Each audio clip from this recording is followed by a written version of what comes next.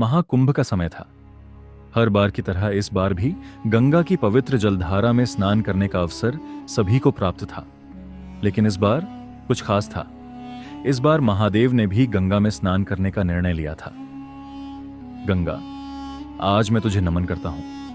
मैं भी तुझ में डुबकी लगाने आया हूं, क्योंकि इस महाकुंभ के पवित्र जल में स्नान से आत्मा शुद्ध होती है।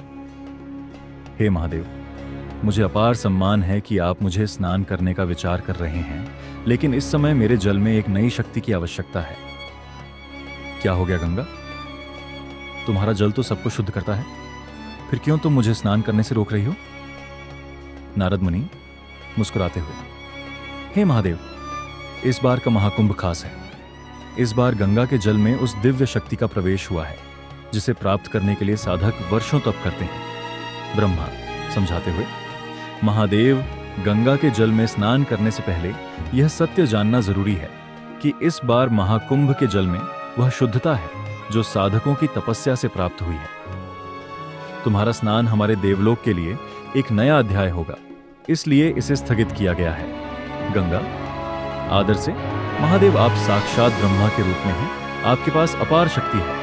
अगर आप जल में स्नान करते हैं तो यह जल इतना शुद्ध हो जाएगा कि उस शुद्धता को संभालने की क्षमता कोई नहीं रखेगा। इसका प्रभाव उन सभी साधकों पर पड़ेगा जो इस समय यहां आए हैं। महादेव गंभीरता से, समझ गया गंगा, तुम्हारी बातों में बहुत गहराई है। मुझे यकीन है कि तुम जानती हो कि क्या सही है। गंगा हर्षित होकर, धन्यवाद महादेव, आपने मेरी बात मानी। आप हमेशा ही शरण देने वाले और सबकी भलाई के लिए कार्य करते हैं।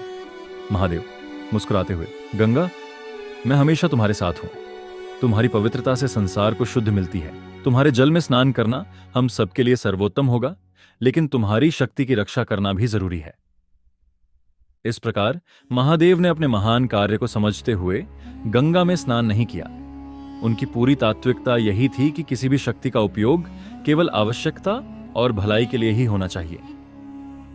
महाकुंभ के जल में स्नान करने का अवसर साधकों और भक्तों के लिए बना रहा और महादेव के आशीर्वाद से गंगा का जल सबके लिए पवित्र हो गया।